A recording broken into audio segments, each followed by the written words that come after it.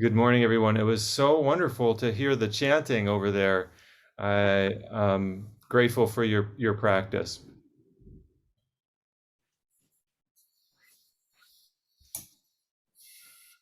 I want to start out with a question to chew on for a second.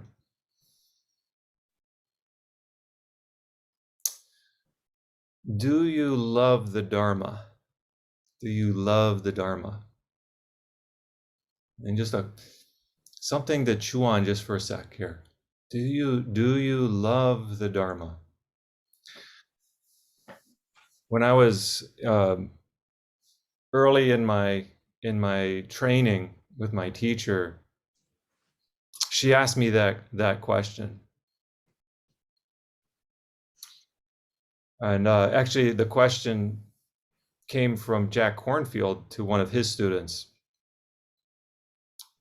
So he asked one of his students that wanted to make a deeper commitment to the practice. Do you love the Dharma? And my teacher was saying this to me. You know, if you want to be a priest, you've got to love the Dharma. Do you love the Dharma? She shared with me a story.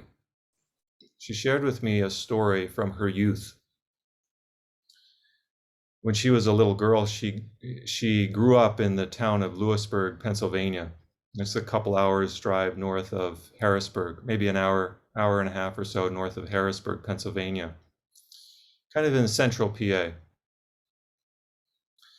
And as a little girl, she would go to the market with her mother, open market. This is probably in the early 1940s. And there was a woman named Mrs. Featherston that was considered the town eccentric because she would wear Converse high tops for her flat feet and would wear dresses that didn't quite go, things like that. But she was also known for having some wisdom. And one day, my teacher, as a little girl, Patricia, she was walking down the Market Street in Lewisburg, and with her mother, and she and her mother came across Mrs. Featherston. And Mrs. Featherston, they exchanged greetings, and Mrs. Featherston looked at my teacher, a little girl, and had these really strong, beaming eyes, looked into into Patricia's eyes, and patted her on the head. And she said, "Hello, Patricia."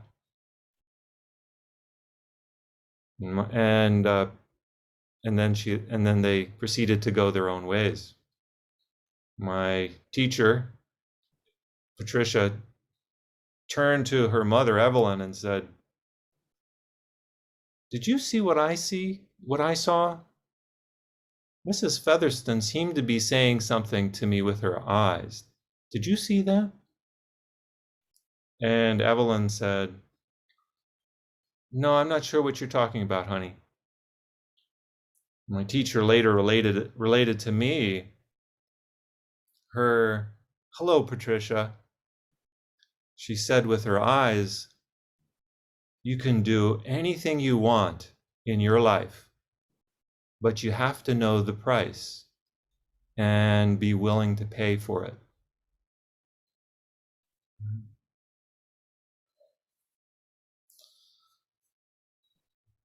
In my case, when I first came to Mount Equity Zendo, my teacher shared with me, you could become a priest if you want. And when I originally came to Mount Equity Zendo, it wasn't necessarily to be a priest, but I wanted to understand Zen better. I wanted to understand practice better. And I felt a strong need for interaction with a teacher to guide me, because my life had been kind of, for various reasons, not going the way that I thought it should go. And I thought that my practice it had helped for quite some time, but then it reached a point where it became obvious to me that I needed further guidance. And so the first year I was there, she said, you could be a priest if you want. And I thought about it, and I thought, okay, maybe I'll do that. But she didn't put a timeline on it. Later, another student of hers came, and was an older woman in her 50s at the time, and she was getting ready to ordain as a priest. And I thought, maybe I can do it at the same time she does. So I proceeded to ask my teacher. I said, is it possible that I could ordain at the same time as my Dharma sister? And my teacher looked at me sternly, and she said, no, you're not ready yet.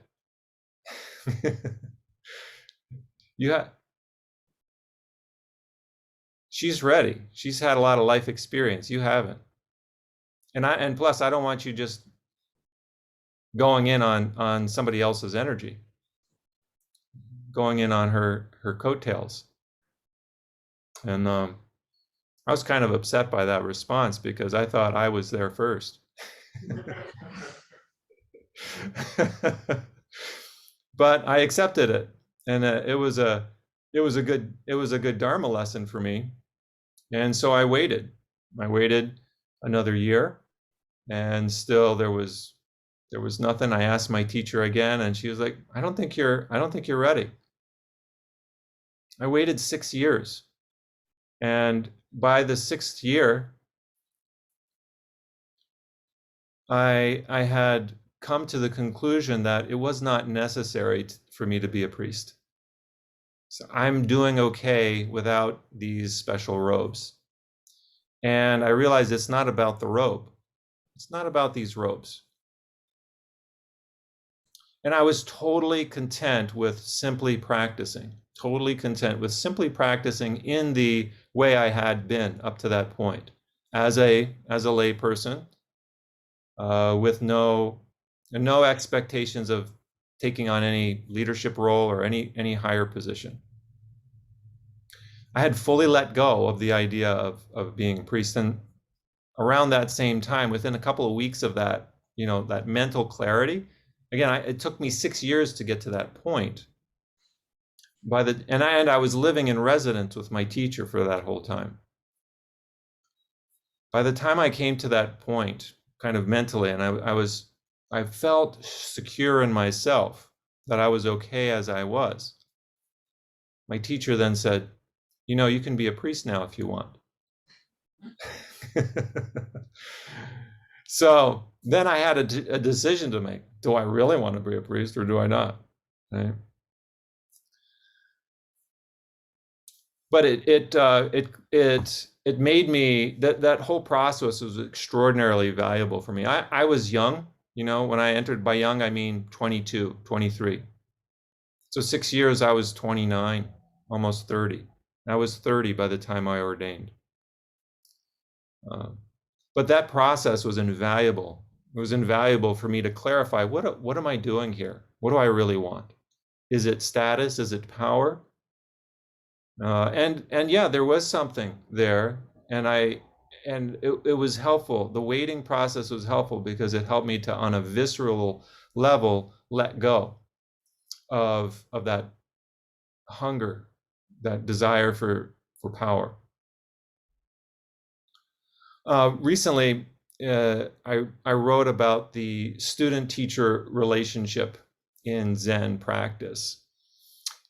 And I mentioned that taking the precepts is not necessarily, whether it's as a layperson or as a priest, it's not necessarily about becoming loyal to a particular teacher or a Zen center. However, in modern times, we seem to have confused these two things.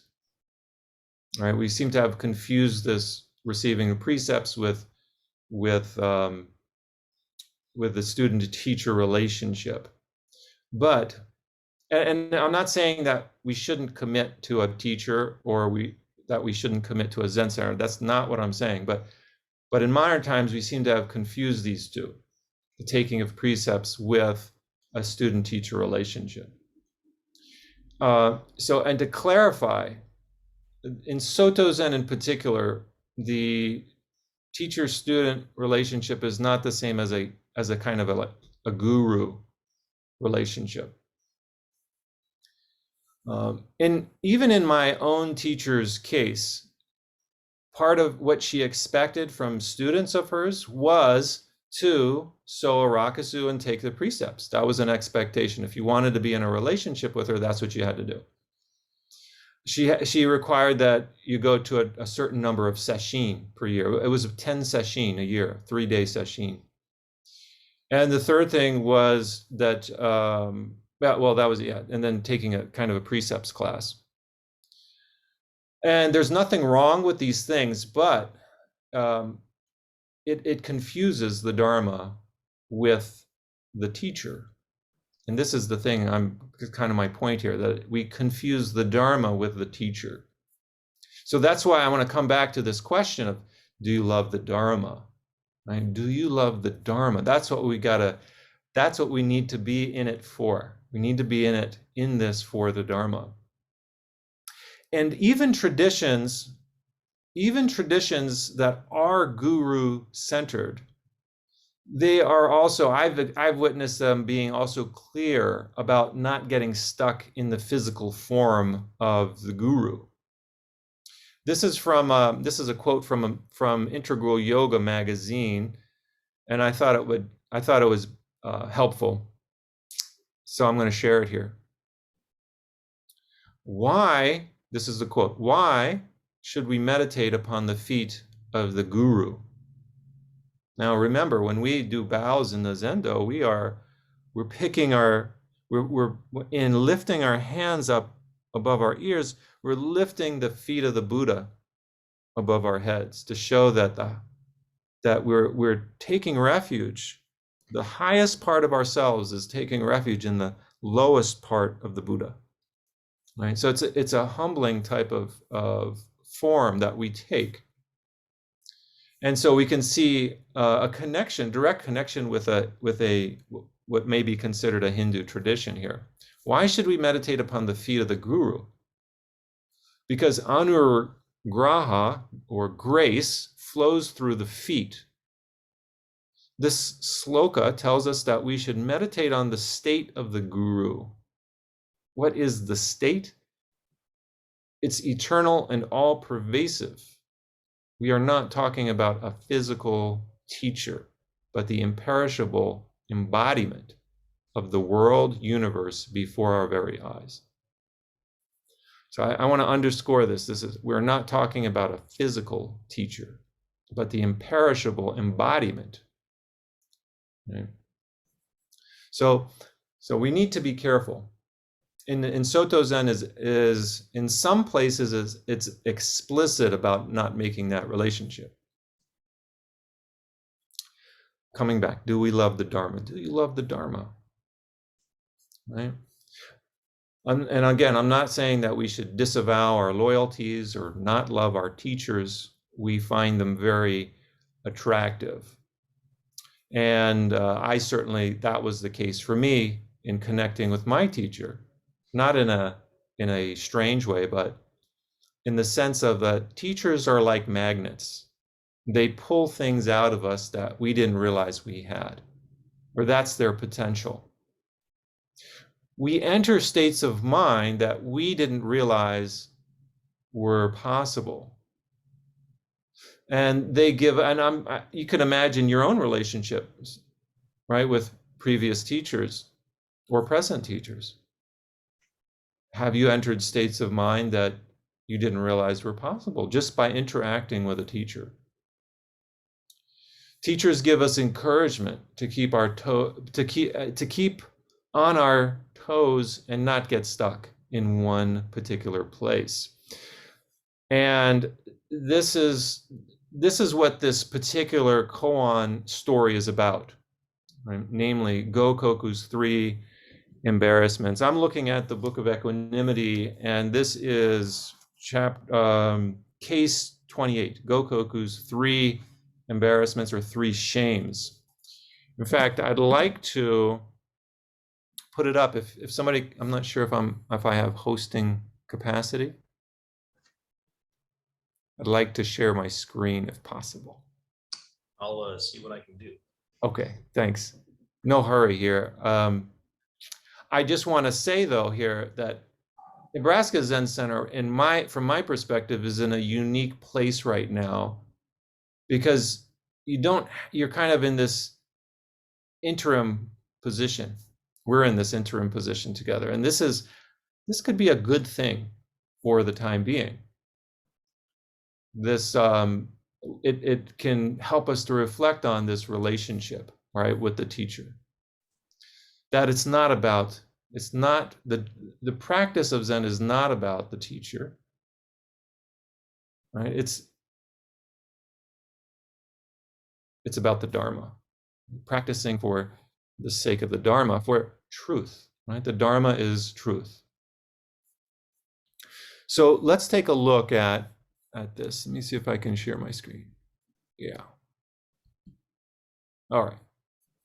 So maybe you guys can see this here. This is the case. The preface. The person without clothing is indeed a naked heretic. The person who doesn't chew a grain of rice is for sure the burn-faced demon king. Even if you were born in a holy place, you can't avoid falling from the top of the pole. Is there anything to cover up this shame? When I reflect on this particular introduction, I was wondering, who is this referring to? And I think it could be none other than the Buddha himself.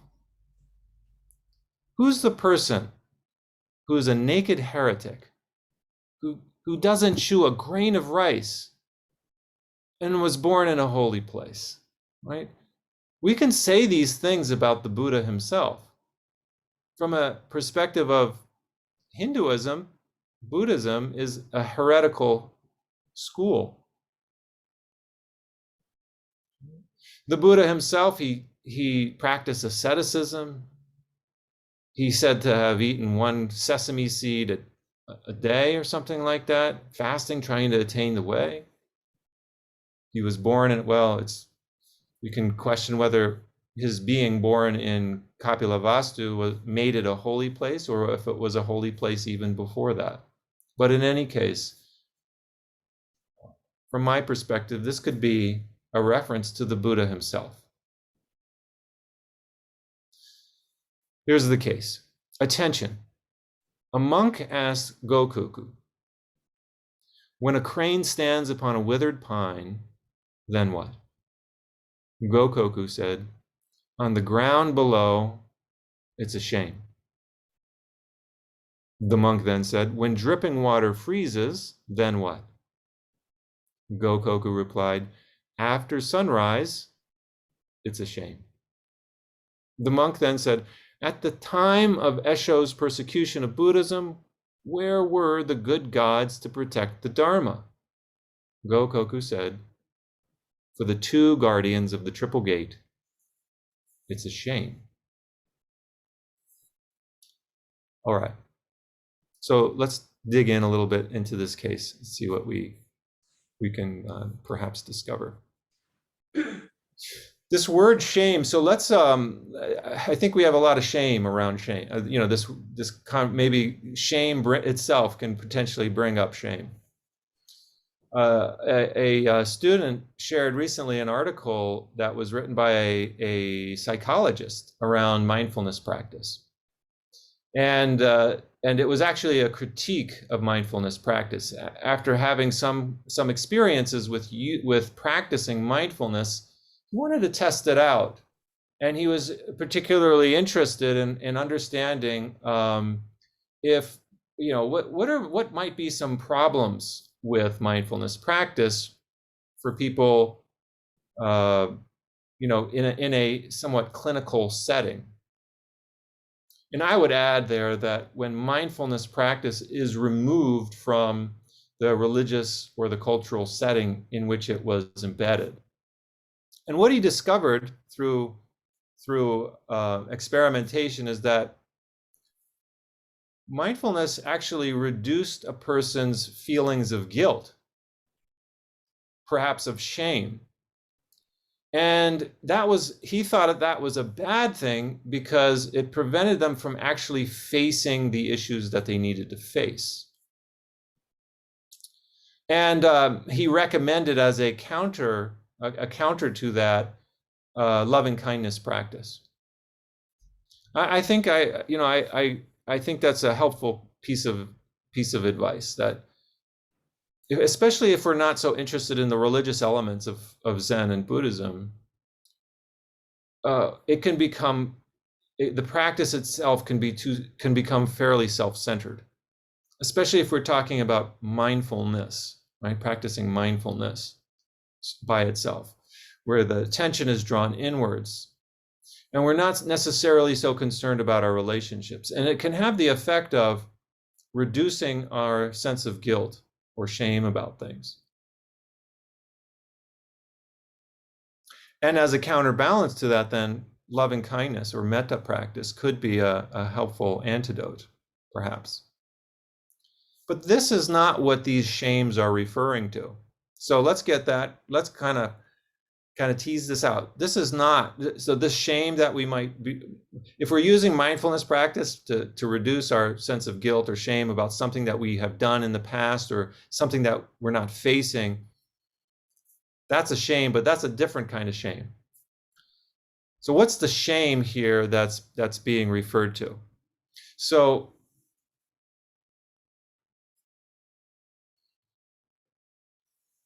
I want to suggest that this koan is actually not centering on something bad that we have done. It's actually centering on the good things that we may have experienced through meditation practice.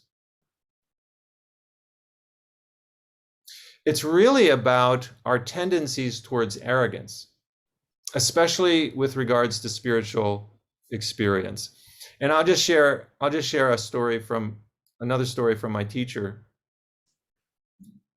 When I was still in college when I met my teacher, and even before I began to train with her, I met her and I practiced Zazen with her.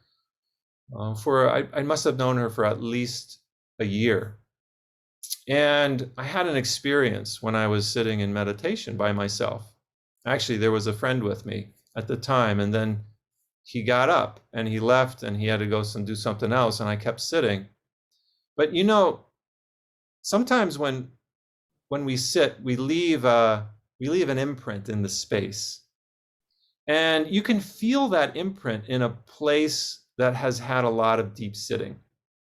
And that's certainly the case at Nebraska Zen Center. When I go there, I can feel the deep practice that's been there. It's kind of penetrating the walls, in a sense. It's penetrating the walls and the space that you're occupying. You can feel that. You can feel that practice. And so when my friend got up and left, he kind of left an imprint there. Like there's I sensed, a kind of energy that was still there in the space, in the room. And somehow my mind turned that around to thinking of, this must be Jesus right here.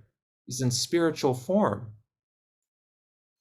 And I'm sharing with you this because this is something you don't want to do.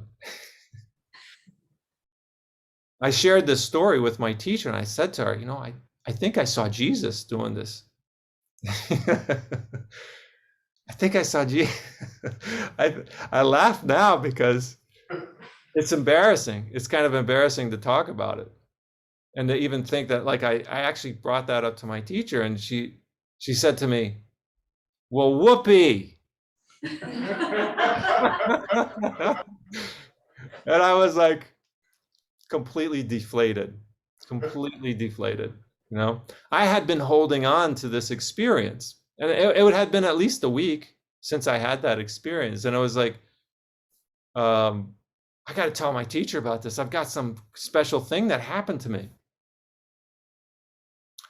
She said to me also, you have to you have to question when you're practicing Zen, do you have the experience or does the experience have you? If you have the experience, then it's just something to, put aside. You've had an experience. That's fine. There's nothing wrong with that. If the experience has you, then you're getting pulled by the experience. You're getting chased. You're chasing an experience, and it's already in the past. So to make that distinction. So if we go back to this case,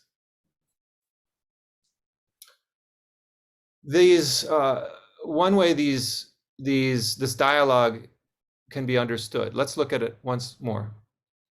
A monk asked Gokoku, when a crane stands upon a withered pine, then what? Gokoku said, on the ground below, it's a shame. So we can look at this statement as kind of a spiritual state. A crane is standing upon a withered pine, right? This is a beautiful image. The pine, the crane, imagine in your minds a crane, a beautiful bird in a withered pine tree. So the witheredness suggests age, and age suggests beauty, right? So here's this crane standing on a withered pine. But from the perspective of the ground below, it's a shame. What is this saying? So the crane above in this tree is a kind of elevated spiritual state. But from the ground below, there's no elevated spiritual state. Right?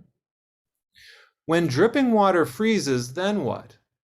Gokoku replied, after sunrise, it's a shame. Now this one, I think, it really brings home the point.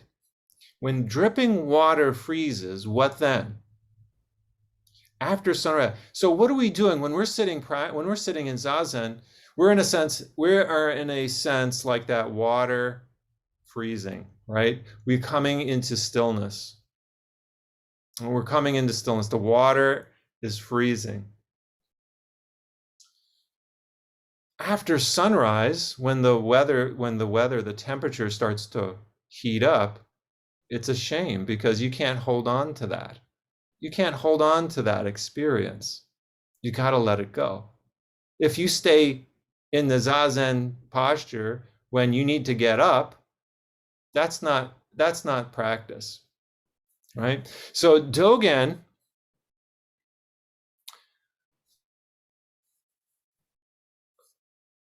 talks about in Genjo Koan, he talks about, let me see if I can find it here, about firewood and ash. Remember that? Maybe some of you have read the Genjo Koan. When firewood becomes ash and does not become firewood again. But don't think firewood turns into ash. Birth doesn't turn into death. Firewood is firewood, ash is ash. This moment is this moment. Right? So we take what's called our Dharma position. What is our Dharma position? When it's time to do Zazen, we do Zazen. And when it's time to let go of Zazen, we let go. We don't keep focusing on our Zazen practice. We focus on the next thing, whatever's next. So taking our Dharma position, that's our practice. It might be Zazen, but it might be chopping carrots. It might be getting the sound system set up. It might be weeding in the garden. It might be your relationship with your spouse or your children or your parents, right? What is your Dharma position right now? So it requires us to let go of whatever Dharma position that we held in the past. Firewood is firewood, ash is ash. We don't go back to firewood. We're fully what we are in this particular moment. I want to close. I want to close um, with a story. Let's see if I can pull this up.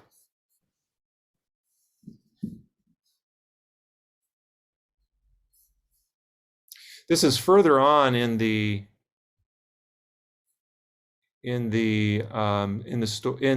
Book of Serenity, this particular case on Gokoku's three shames. So the question is, how do we practice?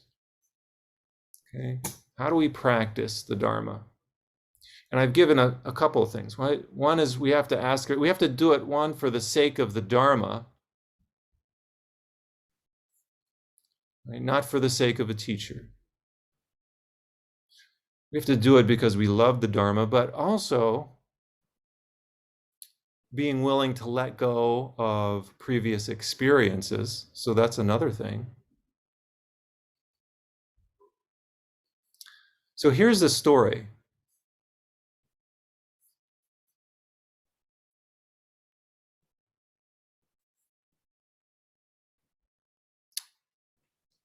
Oh, sorry, wrong one. Bear with me here while I pull this up. I thought I had this on here already. Ah, got it. Okay. Here it is. In ancient times, two monks were traveling together. Right? First of all, we practice together. We learn from each other, right? In ancient times, two monks were traveling together. Practice is meant to be done together. The one whose temperament was more hurried was in front and called back to the one behind. Right? Even, my comments on this is that even in ancient times, there was a recognition that we each have our temperaments. And you can think about that in our own Sangha here. What is your temperament? Are you hurried? Do you take your time, or maybe something else? Temperaments are important. So the monk that was in a hurry calls to the one behind. He says, "Time passes quickly. Run on up here." In other words, hurry up. Come on, let's get to this. There's no time to lose. The monk behind said, "The great way is wide and vast. What's the rush?" That's what I want to share. What's the rush? In Soto Zen, you have a choice about how to practice. This is what I'd like you all to remember. One option is to rush around with your head on fire. That's an option.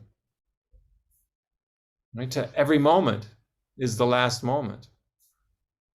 The other option is to take all of the time that you need and not be in a hurry. That's also an option. One is not better than the other, but don't get stuck. Don't get stuck in either one. Do you love the Dharma? Thank you. Thank you, Daishin. Do you have time for questions? Yes, please. Anyone want to speak? Question?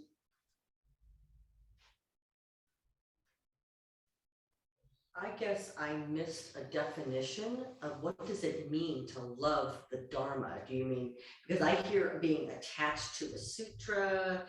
I know it's not the teacher. Can you say more about what that means to love the Dharma? That's a great question. Yeah, what does it mean to love the Dharma? I can tell you what I think it means to love the Dharma. I mean, for me, loving the Dharma is the whole package, kind of the package deal, right? You have Zazen, right? That's part of the package. There's the study of the sutras. That's also part of the package. There's the ceremony. That's part of the package. There's how we live our life and finding the truth in the life that we're living. So I kind of equate the Dharma with truth.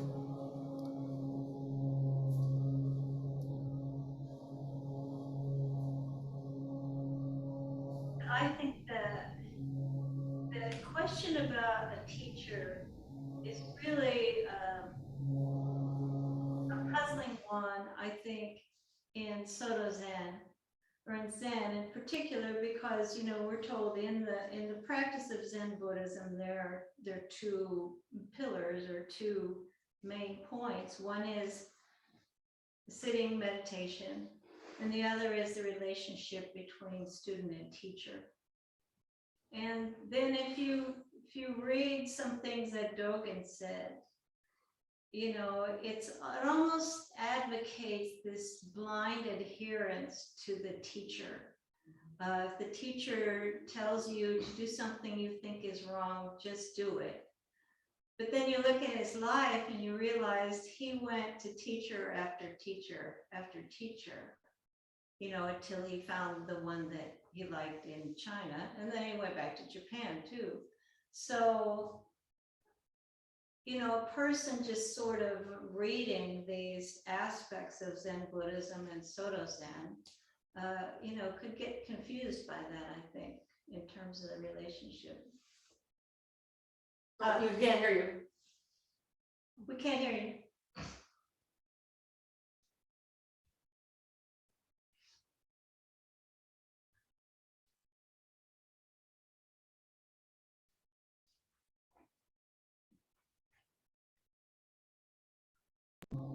Can you hear me now? Yeah. Okay. Yeah, I totally agree with you. And that's it's ironic. That's why we need to have a teacher, because you look at the book, you look at the writings of Dogen, and it seems to be like this unwavering faith in a teacher. And he says this explicitly in several places. But then, like you mentioned, yeah, his life tells us something different. He definitely didn't like simply agree with his teachers. That's part of the reason he went off to China in the first place. And Myozen, the one who accompanied him to China, was also his Myozen's teacher. This was in the Rinzai school. Myozen's teacher, Myozen requested permission from his teacher to go to China, and the teacher said, "Yes, please go, but wait until after I die." And Myozen then thought about this, and he decided he would not wait until after the teacher died, even though the whole Sangha was saying you should wait until after your teacher dies before you go. Because Myozen came up with his own reasonings there as to why, and it had to do with the karma of that teacher. He said, I could wait, but then it's bad karma on my teacher because he's holding me back from wanting to accomplish enlightenment. Mm-hmm. So he took it in that way, and I think we need to really develop that discernment. It's so hard to do. It's really hard to do because it's natural to want to kind of put our faith into a person, and I certainly did it with my teacher too. And even if I meet her today, I feel like, wow, there's a part of me that's in awe. It's just the way it is. At the same time, we have to step back from that and use our faculties and be like, you know what? I got to discern for myself too. And that's the development of wisdom.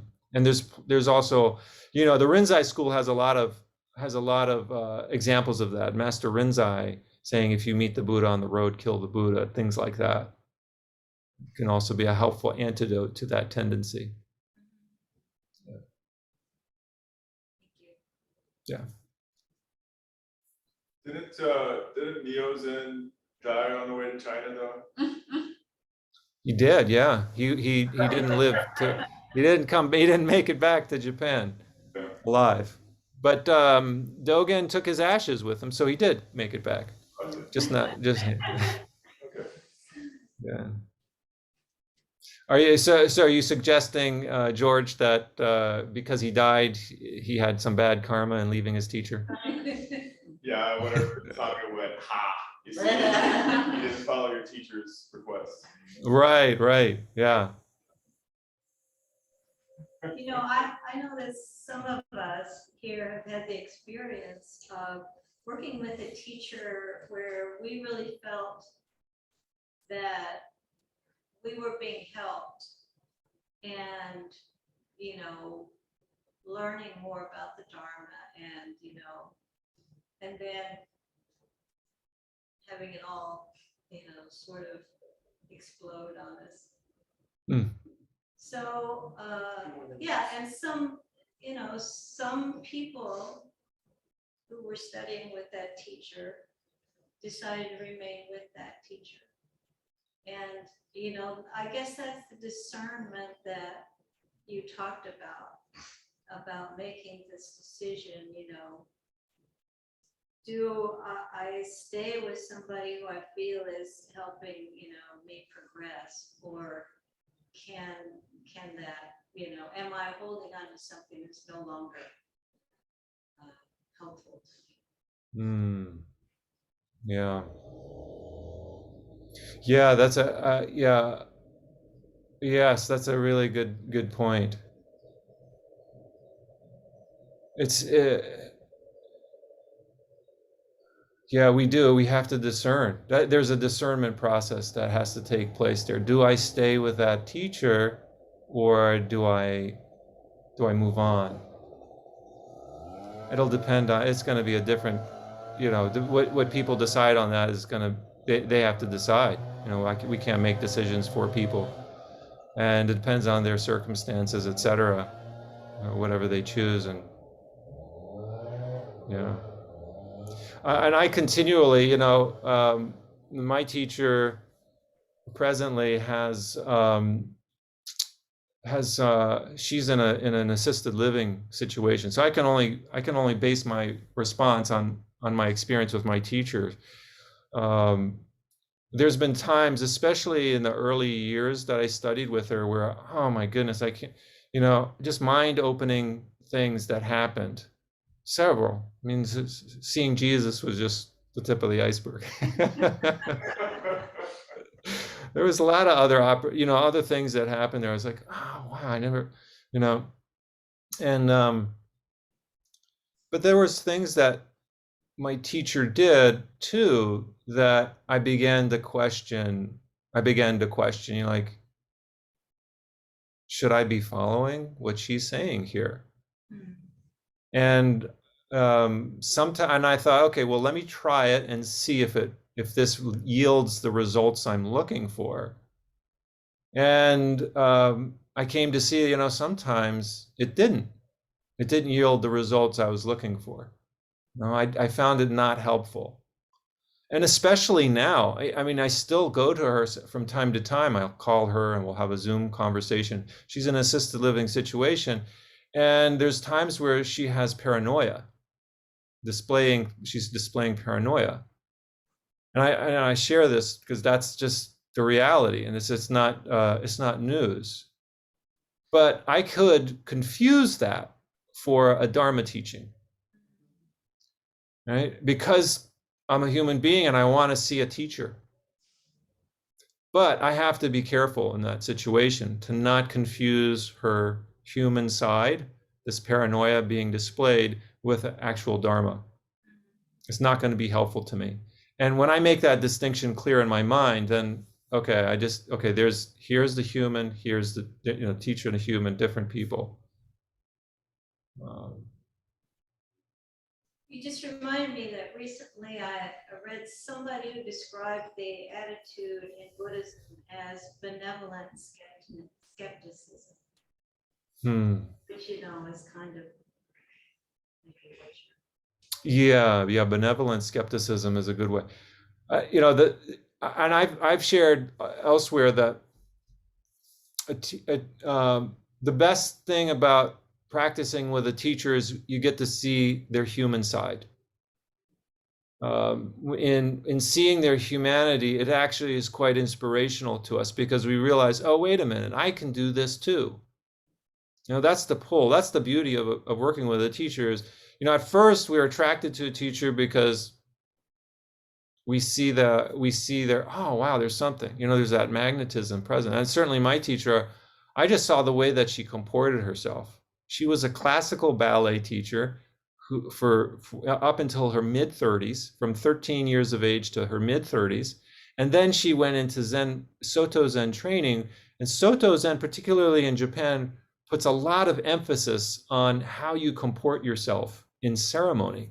I mean, Zazen is an important piece, but certainly in ceremony. And when I saw her coming from a training background in competitive swimming and knowing, the use of the body there, I saw her and the way that she moved just blew me away. And then the way that she sat so still, right? Just like, oh, wow, I didn't know you could do that. I didn't know that was an option. And it really, it just blew my mind. And then the teachings that came out of her mouth was like, all the bells started ringing and everything. But that's just the we have to remind ourselves, this is the surface. And the more we hang out with the teacher, the more we get to see their stupidities. Their stupidities come forward. And if we can see teachers as a whole package, the package of enlightenment as well as delusion, they display both. And we need to see that, because when we see that in the teacher, we're seeing a reflection in ourselves that we generally tend to think of ourselves as kind of the deluded ones, and then we go to a teacher for enlightenment.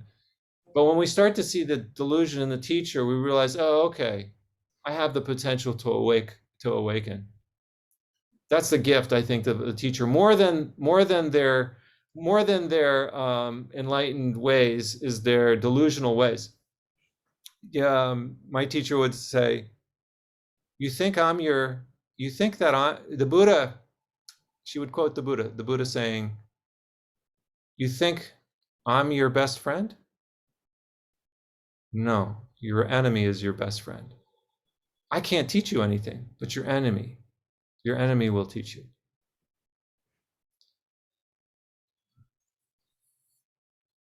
Any other questions? Comments? Let's have a closing chant. Thank you very much. Hey, thank you. Thanks all for your thoughts on that. The many beings are numberless, vowing to carry them across. The many beings are numberless, vowing to carry them across. Greed, anger, and ignorance rise endlessly, vowing to cut off the mind road. Greed, anger, and ignorance rise endlessly, vowing to cut off the mind road. Dharma gates are countless, vowing to wake to them all. Dharma gates are countless, vowing to wake to them all. Buddha's way is all embracing, vowing to follow through. Buddha's way is all embracing, vowing to follow through. Thank you. Thank you, Daishin. And Daishin, as I Hey.